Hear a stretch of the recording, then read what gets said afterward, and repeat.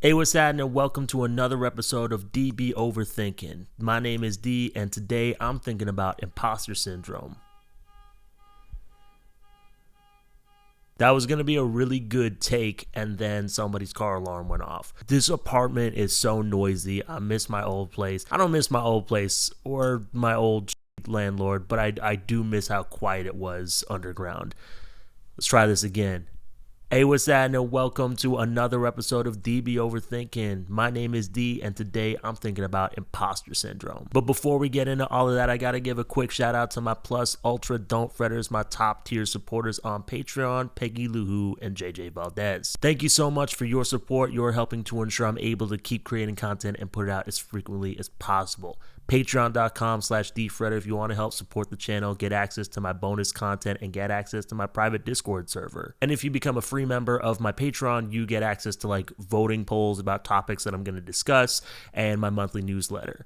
Kodashfy.com/DFretter if you want to support the channel but you don't want another monthly subscription to manage, or you could just like this video, subscribe to the page, and hit that noti bell. I've been wanting to talk about this subject for a while. I think that feeling and dealing with imposter syndrome is like a very almost guaranteed part of the creative life.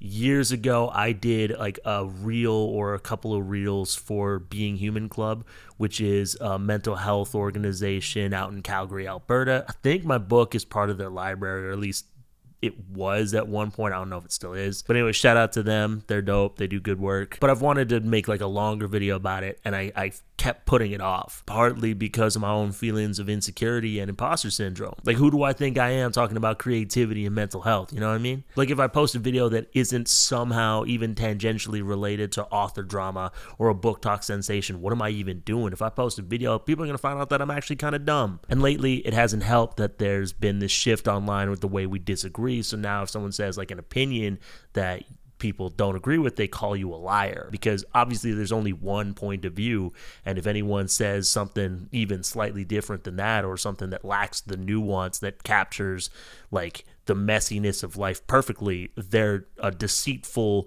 horrible liar, and not just wrong or incorrect or limited by character limits or some such. Anyways, longtime viewers of this channel hate this caveat, but I always feel like it's necessary because of the way some people conduct themselves online. There's even like a small, loud, and growing subsection of viewers of this channel who are really fucking mean, and they love to like condescend and talk down and tell people that they're stupid. And so as I continue with this video, I'm not an expert on anything.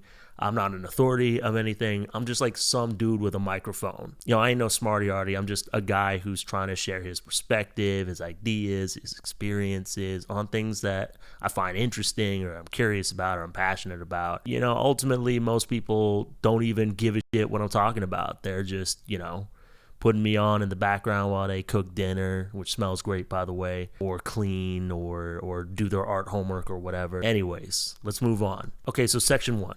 What are we talking about? Imposter syndrome is a term that was coined in 1978 by psychologists Pauline Rode-Clance and Suzanne Imes. It describes the internal experience of doubting one's abilities. It is sometimes described as the constant fear of being exposed as a fraud. I'm pretty confident in saying that we've all been there at some point in our creative careers, our creative journeys.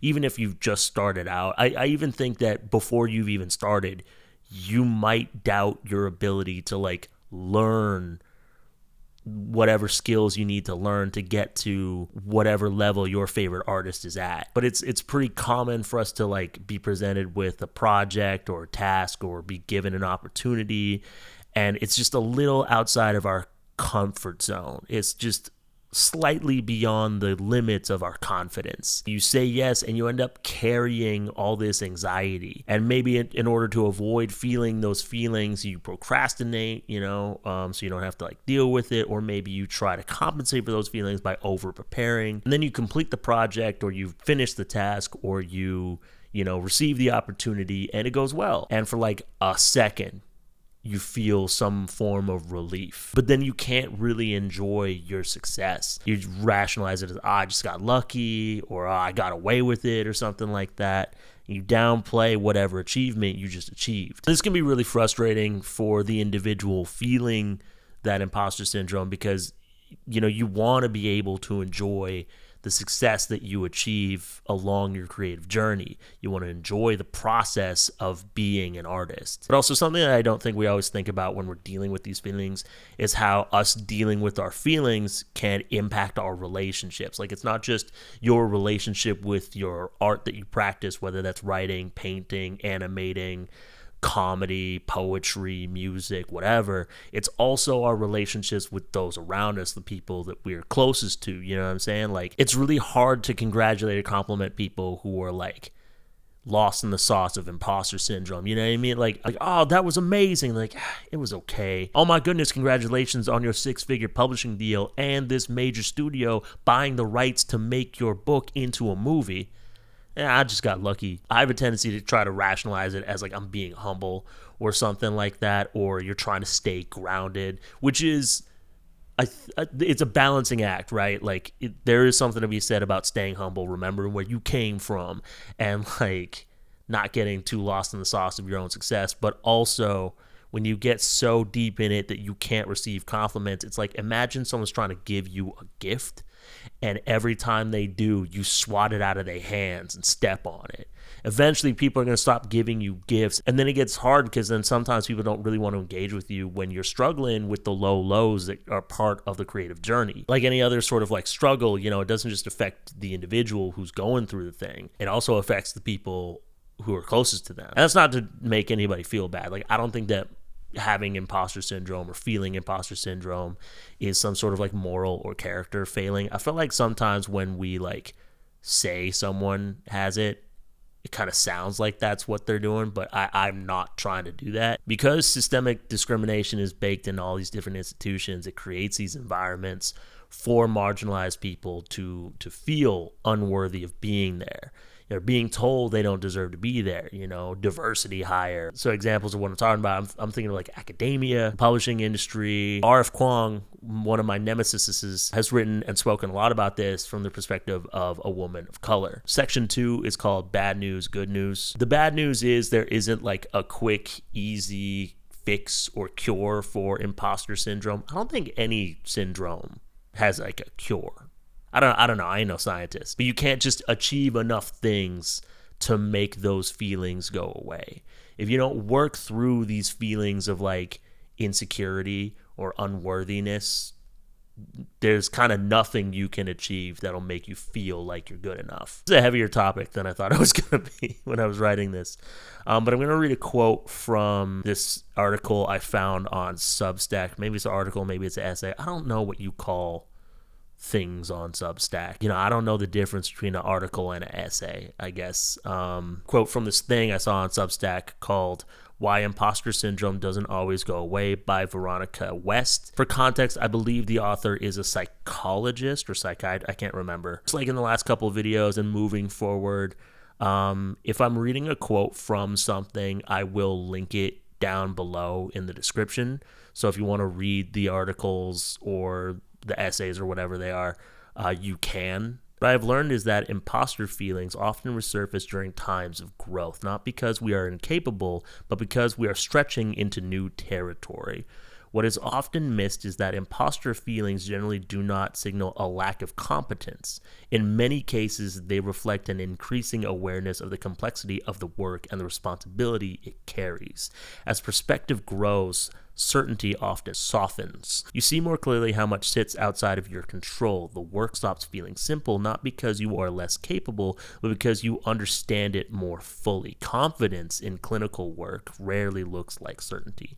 More often, it looks like the ability to act thoughtfully while still holding doubt, to make decisions without guarantees, to tolerate not knowing, without rushing towards reassurance. Imposter feelings, in this sense, are not always something we have to get rid of. They are a sign that the work still matters, that you are still engaged, still learning, still responsive to what the work asks of you. The task is not to eradicate self-doubt entirely. It is to learn how to carry without letting it dictate your next move. If you want to go read the whole thing, I think it's worth it. And that quote brings the good news, and I'm not talking about the gospel of Jesus Christ. Imposter syndrome is actually a sign of growth, or it can be. It's a sign that you're leveling up in your work. Your brain is doing what it can to keep you in its comfort zone, because your brain isn't designed to help you thrive. It's designed to help you survive. It's just trying to keep you alive, and it knows you can handle everything in your comfort zone.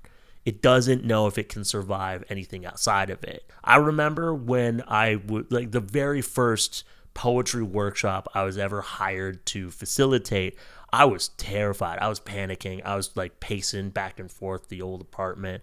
And I was telling my wife, like, they're going to find out that I don't know shit. And the workshop was in a school. I was hired by my ex, which is funny. I didn't go to writing school. I didn't go to teacher school. I don't know how to teach kids. And my wife's like, yeah, but she knows that. She hired you because she likes your work and she knows you're good with kids because you used to work with kids. Just go. And, as per usual, she was right. And it went fine. I ended up getting a bunch of other like bookings because of that person's recommendation. I ended up getting a job facilitating workshops and teaching classes. And that was a really fun, amazing, fulfilling chapter of my creative career. And there's more good news in section 3.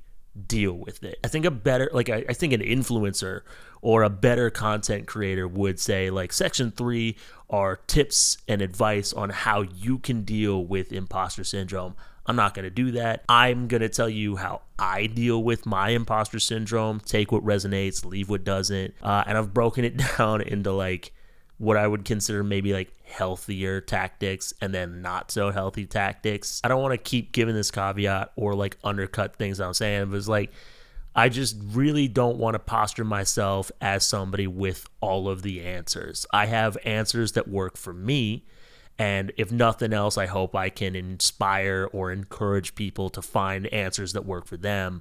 But I don't have the answers. You know what I mean? Anyways, so I'm going to start with the healthier ones. I don't even know if these are healthy. Number 1, zoom out. Sometimes we can get so focused on what's in front of us, we can like lose the forest for the trees. Look at the bigger picture and reflect on the creative journey thus far. Think about how much you've grown, how much you've learned already. Remember times in the past where you stepped up and were able to step out of your comfort zone and your comfort zone got bigger. A metaphor that comes to mind is like when you start working out, maybe you can't like bench press or squat the bar. And now after a couple of years of working out, you can squat with a plate on either side or bench press with a plate on either side, no problem. That's growth. I remember starting out with music and being really dead set on one day I'm going to figure out how to sing and strum at the same time. And, I figured that out years later to the point where like, I don't really think about it sometimes, I don't even practice music anymore. Like I've been using it. I've just been playing and singing songs to myself here and there just to like, sometimes instead of journaling, I'll just like grab my guitar and sing Dancing in the Dark by Bruce Springsteen or something like that. But yeah, speaking of journaling, that's another thing you can do when you zoom out. I think it's maybe it feels silly or maybe it feels like self-indulgent, but like being an artist is kind of self-indulgent. But keep a log, keep a journal of the creative journey. Mark out when you leveled up or when you had a win. Talk about process when you had a loss or whatever. I think that that's a good practice even when we're not talking about imposter syndrome, but just journaling about the journaling is good, I think is what I'm saying. It's one of those things where I'd recommend meditation or working out or drinking more water to literally anybody. It's going to look different for everybody and it maybe doesn't work for everyone, but I would still recommend it. And if you don't like it, that's fine. Number 2, open up, pretty straightforward, like talk to a peer, talk to a friend, talk to a loved one. If you can afford it, talk to a counselor or a therapist or something like that. But I think sometimes like talking about the feelings can help you feel better. Or if you're like me, externally processing can help you like intellectually understand what you're feeling and what you're afraid of. It can be reassuring depending on who you're talking to like find out that you're not the only person who's ever felt the way that you're feeling. Number 3 is celebrate. This is more of like a practice that I think can help with feelings of imposter syndrome. Instead of downplaying your success, I think it's good to celebrate your success. Like celebration should be a practice that you would add to your creative life, you know? So any like creative win is a win, you know? Like, you know, it's not a huge number, but I just got over 7,000 subscribers. And for me, that's actually kind of a big deal because, you know, there's been some pretty low lows in the YouTube journey recently. And so thank you so much for subscribing. Thank you to everybody who's been here since day one. But that is something that I decided to celebrate. You got to celebrate all the W's, you know, whether they're capitals or lowercase. And number 4, trust other people. I think a lot of like the beige, live, laugh, love, health and wellness types will really try to have you like all of your confidence has to come from like a vacuum within yourself, and you got to have like this just unending fountain of confidence and self-love. But I really think that sometimes like if you're not feeling confident in yourself, it's okay to just trust the people around you. I can maybe not be super confident in my ability to make videos that people want to watch, but I trust the people who are watching to know that they know what they want to watch. You know what I mean? Like one thing that I found really interesting, or one thing that I find really paradoxical about imposter syndrome is that like sometimes our self-esteem is so low, we end up thinking very poorly about other people also. You know, if we can't receive a compliment, we're telling ourselves that everyone we know is a liar and they're wicked and they're just trying to be nice for some weird reason. Like we can't believe that they authentically like our work, or we can't accept that people authentically want to see us succeed, or we think that they're stupid and they just have bad taste in music because they listen to me, or they have bad taste in paintings, that's why they bought my painting or something like that. It's like, nah, maybe they just don't dwell on your flaws or care about your flaws, or they don't see the imperfections in your work as imperfections. They see it as like part of its charm or something like that. You can tell that this is the part of my notes that is the most note-like, because I'm going off the rails. So now we're going to move on to like what I would admit maybe aren't like the healthiest tactics for you dealing with imposter syndrome, but sometimes you do just kind of have to go beast mode and work through it somehow. That should have been number 1. It wasn't, but that is also one of just like sometimes you just got to roll up your sleeves and do the work anyway. And if that sounds like toxic masculinity, you know, I'm a work in process. You know, I still got stuff to learn and grow from. So number 1 is reframe. Like real imposters, like actual frauds and scammers, have to be like deliberate and strategic.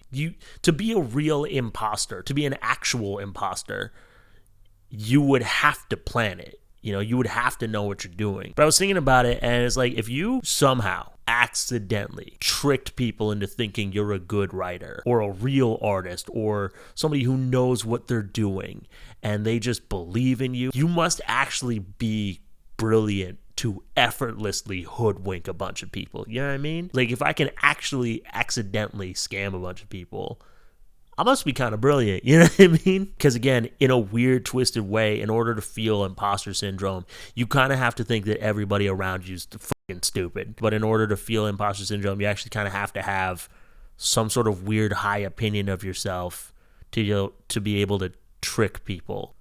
You know what I mean? Unless you think everybody around you is an idiot or a liar. Number 2 is like lean into it, okay? You feel like you're tricking people into thinking you know what you're doing. Great. Fake it till you make it is a thing, right? So maybe you just lean into it like, okay, well, if I succeed at this, I got away with it. And sometimes it feels kind of good to get away with something, you know what I mean? Ha! You've been pranked into thinking I'm a real YouTuber. Joke's on you. This shit ain't even plugged in. And I actually do think that there is something to be said about faking it till you make it. Like you may not think you know what you're doing, and you think everyone around you does. And you think everybody around you does because you see their highlight reel, you see what they're presenting, and you don't know what's going on behind the scenes, what's going on in their heads. And you just think that for some reason everybody knows what's going on in your head or whatever. But like, I think sometimes when it comes to confidence, you need to practice it, and you need to exhibit it before you're really able to feel it. It's almost like by embodying it and telling yourself you're a confident person, you will end up feeling more confident in your abilities. You know what I mean? I don't really believe in like magic or manifestation or anything like that, but I do believe there's something to be said about like you will live up to whatever you say about yourself, or down to whatever you say about yourself. And then number 3 is check your privilege. You have to be in a good position, or at least like a better position than your previous position, in order to feel imposter syndrome. You know what I mean? Like, it is a sign that you care about the work, and it is a sign that you're growing in your work. Again, it's kind of like zooming out, but recognizing there are times where I will get kind of like down on myself because of my lack of success as an artist, and a lot of my like time in therapy is talking about like wanting to be an artist and feeling like I'm never gonna make it, which is a very privileged thing to be worried about, especially nowadays. You know, like, there's a lot more people worried about whether or not their loved, like, I have friends who are worried about whether or not their loved ones are still alive in different parts of the world. I have people who are worried about how they're going to pay their bills. There are people who are worried about where they're going to get their next meal. It is okay to zoom out and realize, like, it's not that your problems don't matter, because your problems do matter and your feelings matter, but also you're lucky that this is what you're dealing with. And there's like a way to like be grateful that these are your problems, if that makes sense. I'm not saying that this is healthy. It's just saying that this has been a way I've managed to like get myself to show up and do the work I'm supposed to do. Section 4 is called productivity dysmorphia.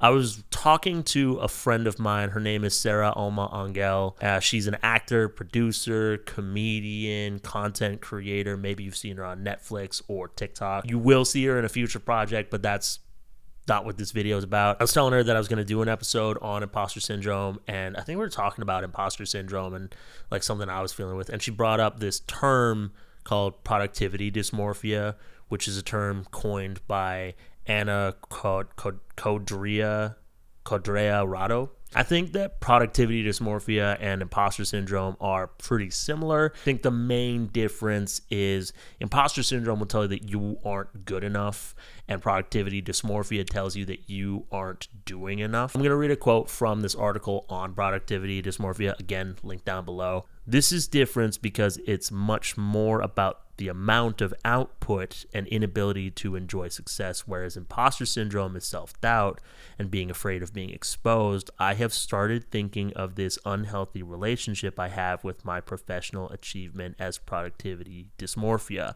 I've realized that this is an inability to see my own success. Like, I'm looking in a mirror of my professional life and I don't see the published author staring back at me. All I see is a failure. When I write down everything I've done since the beginning of the pandemic, I feel overwhelmed. The only thing more overwhelming is that feeling like I have done nothing at all.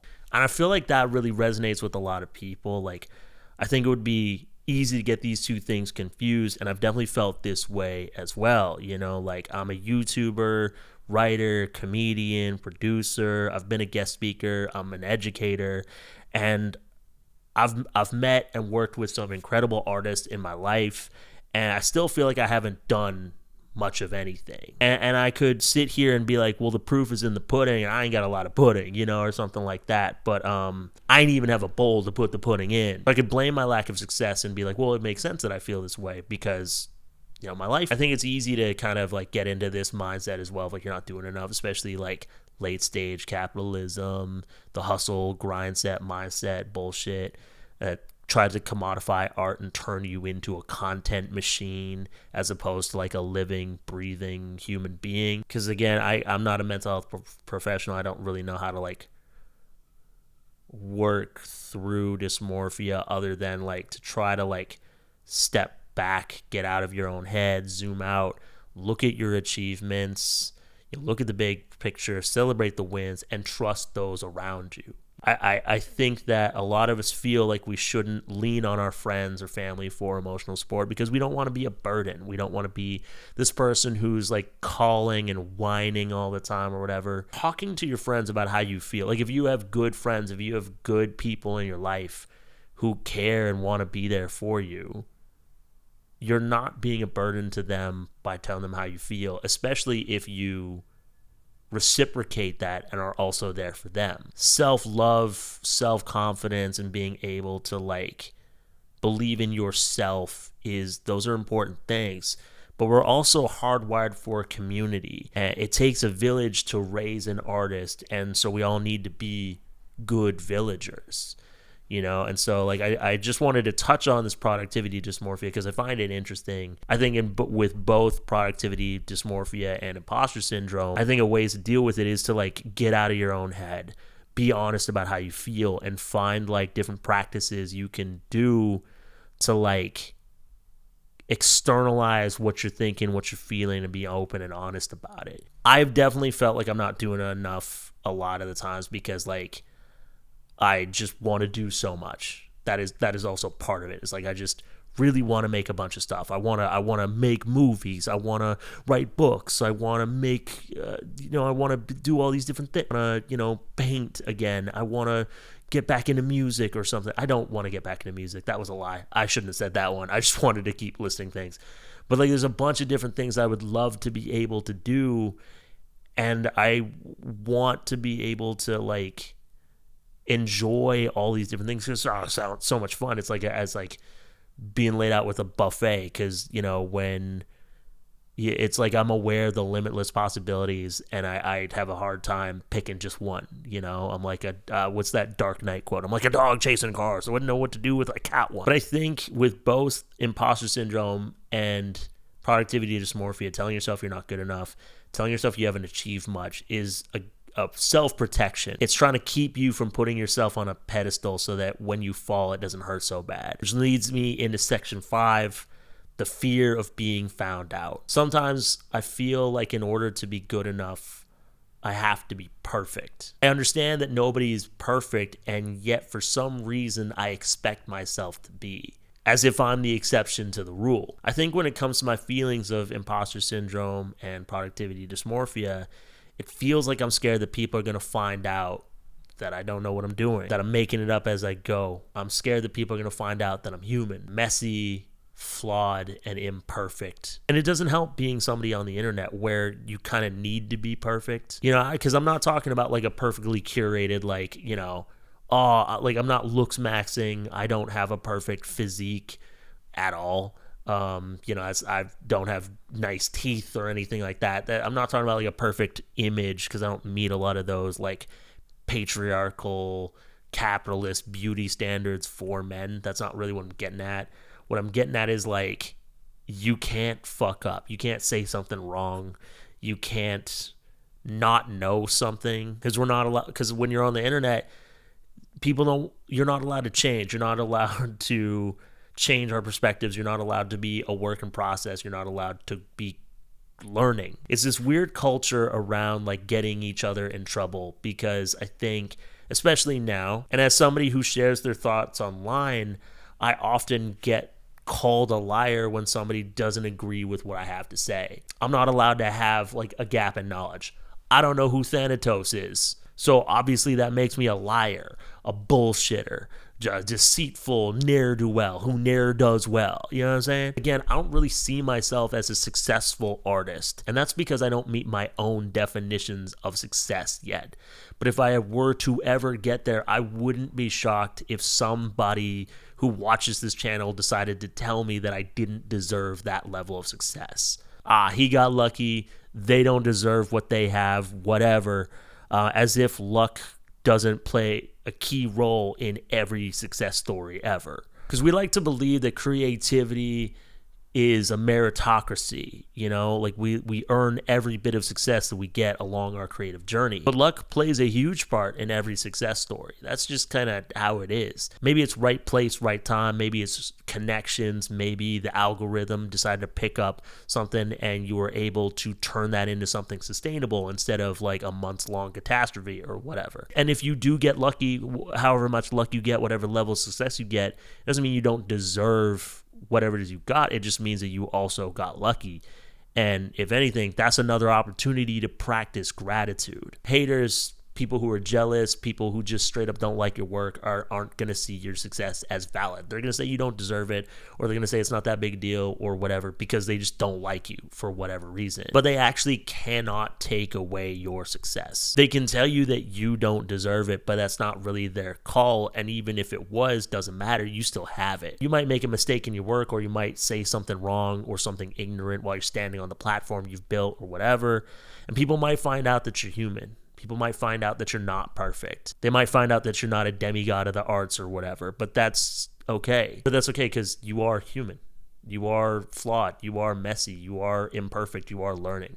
So keep learning, keep creating, keep trying, make more art. I think it's going to take some practice, but I think it's time to stop letting the fear of not being good enough, of not doing enough, to keep us from enjoying the sweetness of the fruits of our labor and living up to our full potential. Because, being exposed is a vulnerable state. That's scary. I really do hope that we're able to look back on everything that we've achieved, everything that we've created thus far, and be proud of it, be excited about it, and be excited about the things that might be ahead, even if it's outside of our comfort zone. I hope that we're able to step out of our comfort zones and create courageously. You know what I mean? And I think now more than ever, we need good art. People were, in the last couple of videos about Milo Winter, have expressed in the comment sections fears around something like that happening to them. And like I said in my final video about that situation, a lot of that was repercussions from poor decisions were made, steps were skipped, and accountability wasn't taken. And I truly think if you're out here trying your best and you're open to listening to those around you, and you surround yourself with people who love you enough to tell you if you're about to make a mistake, you won't end up in that way. And I truly think I think that if you're worried about this stuff, it just means that you care, which is kind of trite. I don't really love the advice of the difference between anxiety and excitement is just what you were expecting to happen. I have a poem about that, so maybe I'm being hypocritical, but I don't actually love it when people try to discount your fear by telling you that you're just excited. You know what I mean? And also these feelings of feeling like an imposter, feeling like you're not good enough, or being afraid someone's going to see behind the scene, or feeling inadequate because your behind the scenes doesn't look like someone else's highlight reel. All that's valid. I just don't think that it's a valid reason not to create or not to share your work. And I hope that when you share your work, it finds its way to the people who need it most. I'm gonna stop because I am just sort of spiraling. Thank you so much for watching this video. Patreon.com/DFredder if you want to help support the channel, get access to bonus content, private Discord server. Code-fi.com if you just want to support the channel just one time. And if not any of that, please don't forget to like this video, subscribe to the page, and hit that noti bell. My name is D. Don't fret. I'll see you next time. Peace out.